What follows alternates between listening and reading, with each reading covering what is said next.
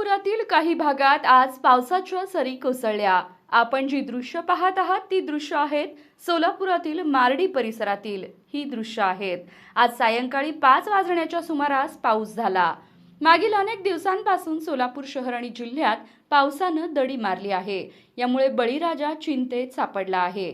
सध्या शेतकऱ्यांवर दुबार पेरणीचे संकट आहे। आज प्रचंड उकाडा होता। दुपारी काही भागात पाऊस झाला। असेच पावसाविषयी अपडेट्स मिळवण्यासाठी आपल्या हक्काच्या राजनीती न्यूज चॅनलला सबस्क्राइब करा।